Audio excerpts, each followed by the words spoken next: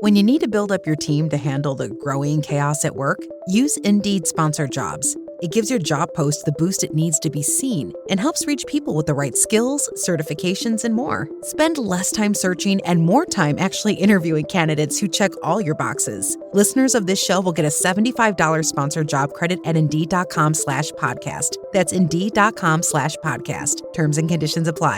Need a hiring hero? This is a job for Indeed Sponsored Jobs.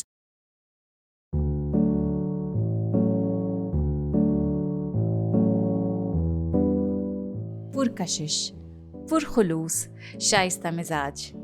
Dharmendra साहब के लिए words बिल्कुल सही लगते हैं। पुर का मतलब होता है फुल। अब इसे जिस भी वर्ड के आगे आप लगा देंगे उसका मतलब बन जाएगा full with that adjective.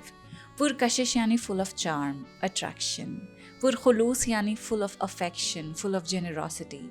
Shaista का मतलब होता है जेंटल, पोलाइट। तो इन वर्ड्स में ऐसा लगता है कि आप धर्मेंद्र साहब के बारे में बहुत बात कर सकते हैं, तो वही करेंगे। शुरू करें। आप सुन रहे हैं उर्दू नामा। मेरा नाम है फबीहा सैयद। हिंदी सिनेमा के अनडिस्प्यूटेड ग्रीक गॉड धर्मेंद्र साहब स्पेशल एपिसोड है ये। ही पास्ड अवे ऑन 24 नवंबर। आज का एपिसोड उन्हीं के लिए है, उन्हीं के बारे में बात करेंगे। धर्मेंद्र साहब को हम सब जानते हैं एज अ सुपरस्टार, जिनको ही मैन कहा जाता है, ग्रीक गॉड कहा जाता है। उनकी लुक्स पे लोग फिदा हैं। उनका जो टेम्परामेंट है स्क्रीन के ऊपर वो गरम धरम का है। एक ऐसा हीरो है जो कि सबकी छुट्टी कर देता है। खूब गर्मी है उसके अंदर, हक की बात के लिए लड़ता है, इनजस्टिस का सामना करता है, इंटेंस भी है बहुत ज्यादा। लेकिन रियल लाइफ की अगर बात करें तो एक ऐसे इंसान है वो जिन्हें उर्दू से बहुत मोहब्बत थी। उर्दू दान थे धर्मेंद्र साहब। तो पुरकशिश, पुरखुलूस, शाइस्ता मिजाज और एक ऐसा इंसान जो उर्दू का सिर्फ शौक ही नहीं बल्कि ज़ौक़ भी रखता था। तो पोएट्री पर अभी बस 2 मिनट में आएंगे, लेकिन हर कहानी की शुरुआत क्योंकि शुरू से करनी बिल्कुल सही लगती है तो वही करते हैं, शुरू करते हैं। धर्मेंद्र जी असली नाम उनका धर्म सिंह देओल था। 8 दिसंबर 1935 में पंजाब के लुधियाना डिस्ट्रिक्ट के गांव में सहनेवाल में वो पैदा हुए। उनका परिवार बहुत ही सिंपल, बहुत ही ग्राउंडेड था। उनके जो पिता थे स्कूल टीचर थे। तो जब धर्म साहब की स्कूलिंग ख़त्म हुई, कॉलेज की बारी आई। रामगढ़िया कॉलेज से उन्होंने इंटरमीडिएट किया। बचपन से ही बहुत एक्टिंग का शौक था तो मुंबई का रुख कर लिया। 1960 में पहली फिल्म आई उनकी, दिल भी तेरा हम भी तेरे। लेकिन जो पहली सक्सेस थी वो 1 साल के बाद मिल गई थी, शोला और शबनम के साथ। कुल मिला के 300 से ज़्यादा फिल्मों में उन्होंने काम किया होगा। एक डिपेंडेबल आइकॉनिक हीरो के तौर पे वो हमारे सामने आए। अब आते हैं शायरी पर। तो धर्म साहब के लिए पहला वर्ड जो बिल्कुल मुनासिब लगता है वो है पुरकशिश, यानी full of charm and attraction. Honestly कोई भी उन जैसा हैंडसम और चार्मिंग हमारी हिंदी फिल्म इंडस्ट्री में तो मुझे नहीं लगता है। And with all the respect and love that I have for SRK, Shahrukh Khan, I still feel कि धर्म साहब के जो लुक्स हैं वो अनमैच्ड हैं, जो पर्सनैलिटी है वो अनमैच्ड है। मुनीर नियाज़ी का भी जो शेर है कुछ ऐसा ही है कि जो चीज़ें अनअटेनेबल लगती हैं वो बहुत ही पुरकशिश होती हैं। तो मुनीर नियाज़ी लिखते हैं कि दूरियों से पुरकशिश हैं मंजिलें दोनों मुनीर, दूरियों से पुरकशिश हैं मंजिलें दोनों मुनीर, मैं रवां हूँ ख्वाब में नापैद क़रिए की तरफ। कभी कभी हम जिस चीज़ को दूर से देखते हैं ना वो और ज़्यादा अट्रैक्टिव लगती है। तो मंजिल जितनी दूर उतनी खूबसूरत, उतनी ही इमेजिनेबल, जितनी अनअटेनेबल उतनी ही अट्रैक्टिव।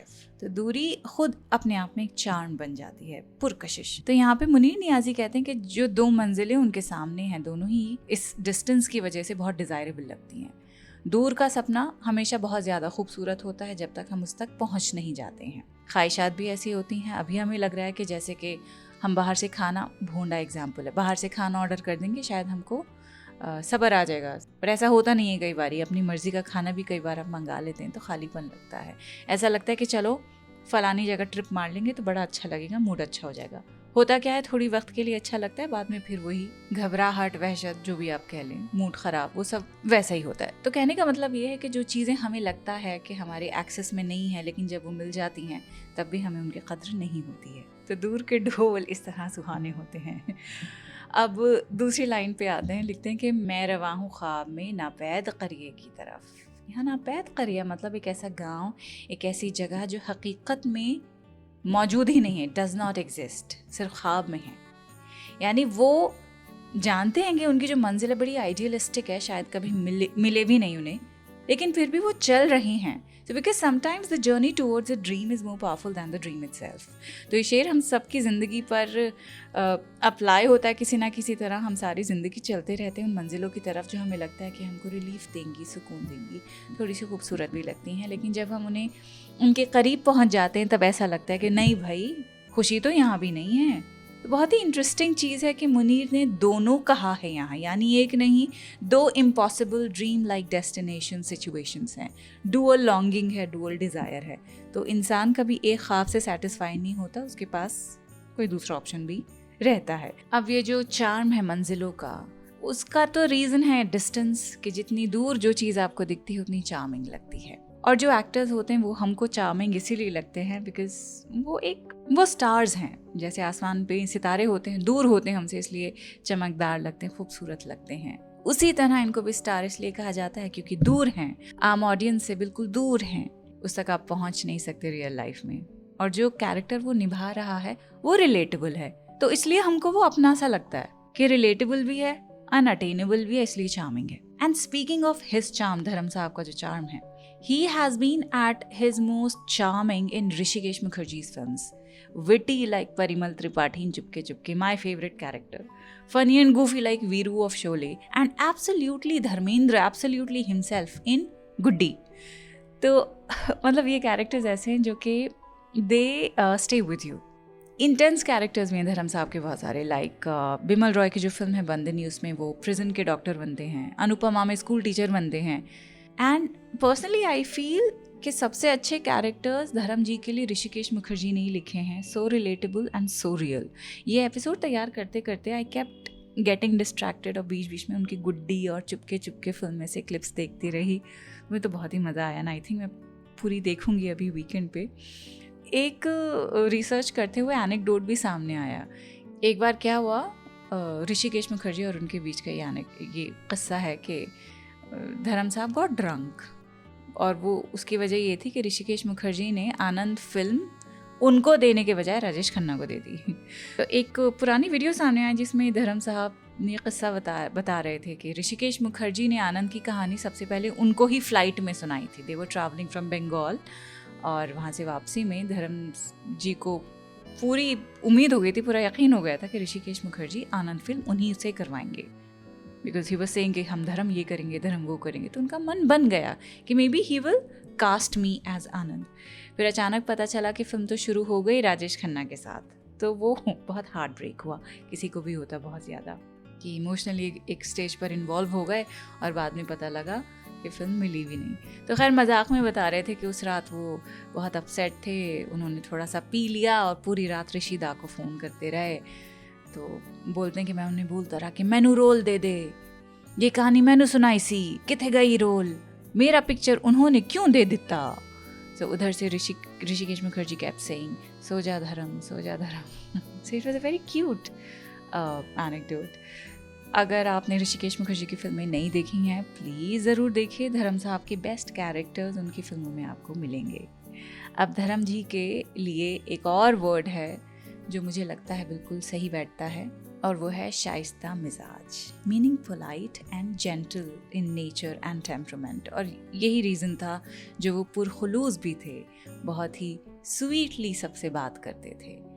एक और आर्टिकल पढ़ रही थी जिसमें जो जर्नलिस्ट हैं सुमित पॉल जी, एक बहुत ही टेंडर मेमोरी वो याद करते हैं। सुमित साहब का ये आर्टिकल द ट्रिब्यून में अभी छपा था।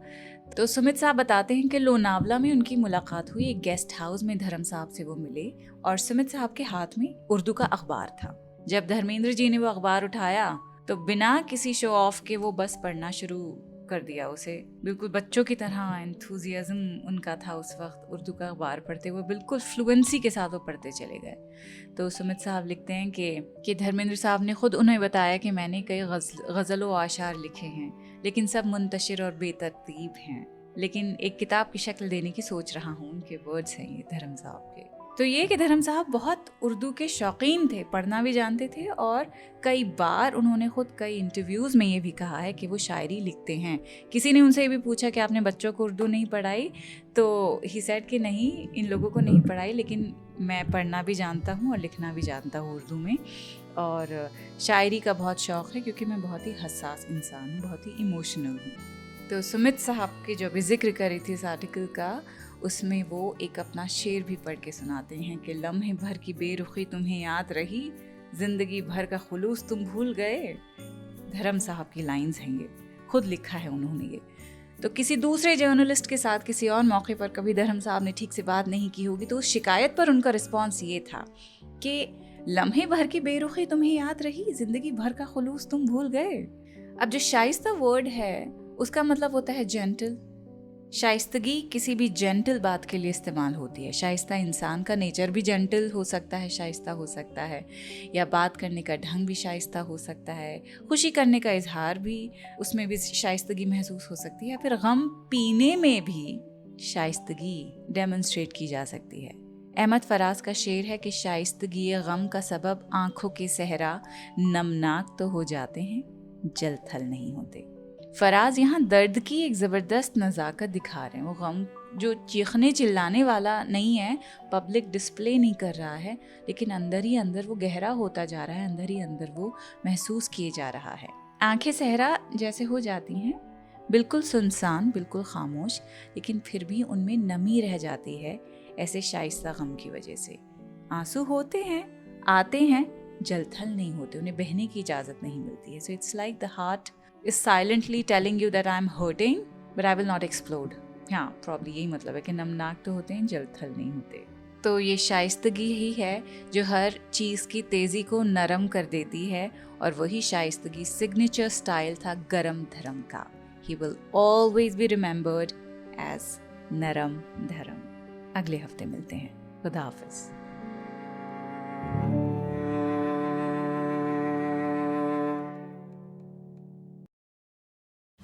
I sold my car in Carvana last night. Well, that's cool. No, you don't understand. It went perfectly. Real offer, down to the penny. They're picking it up tomorrow. Nothing went wrong. So, what's the problem? That is the problem. Nothing in my life goes as smoothly. I'm waiting for the catch. Maybe there's no catch. That's exactly what a catch would want me to think. Wow, you need to relax. I need to knock on wood. Do we have wood? Is this table wood? I think it's laminate. Okay, yeah, that's good. That's close enough. Car selling without a catch. Sell your car today on Carvana. Pickup fees may apply.